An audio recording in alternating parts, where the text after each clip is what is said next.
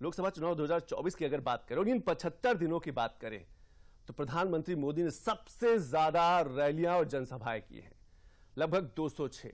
सबसे ज्यादा इंटरव्यूज दिए हैं, लगभग 80 से अधिक।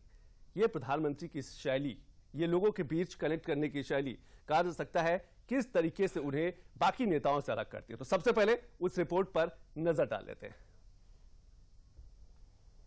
चुनाव आयोग की इस प्रेस कॉन्फ्रेंस के बाद ही पूरा देश चुनावी मोड में चला गया।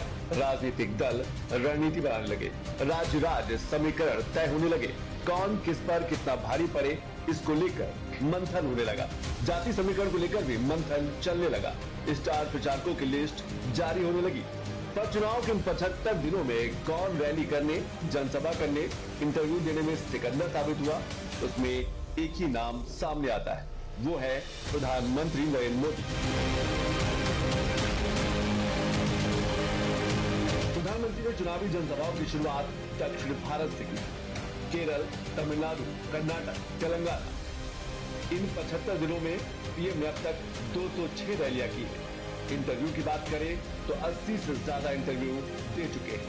पीएम मोदी जिस राज्य गए वहां के अखबार, राष्ट्रीय चैनल, प्रादेशिक चैनल से लेकर यूट्यूबर, इन्फ्लुएंसर को भी इंटरव्यू दिया। यहाँ तक कि विपक्ष का कोई भी नेता ऐसा नहीं था जिसने इतनी रैलियां, इतनी जनसभाएं की हो, जनता के बीच पहुंचा हो। सियासत करने का तरीका ही पीएम मोदी को बाकी नेताओं से अलग बना देता है। पीएम मोदी जानते हैं कि कैसे जनता के बीच में जाना है, वो जानते हैं कि जनता के बीच कैसे संवाद करना है।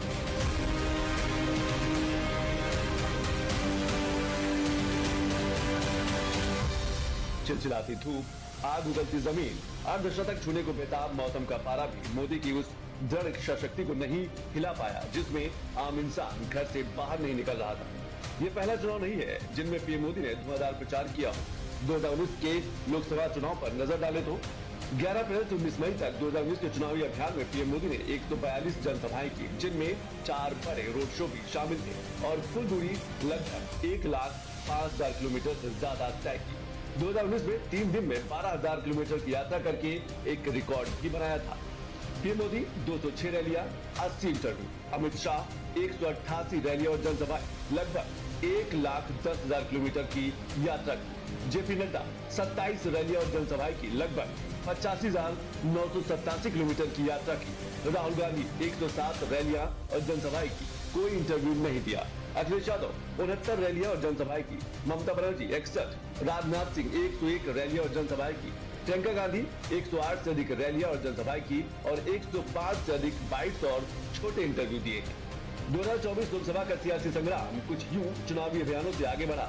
सबने जनता के बीच जाने और अपनी बात कहने के अलग अलग तरीके अपनाए। किसके प्रचार का कितना रहा असर, ये फैसला 4 जून को होगा।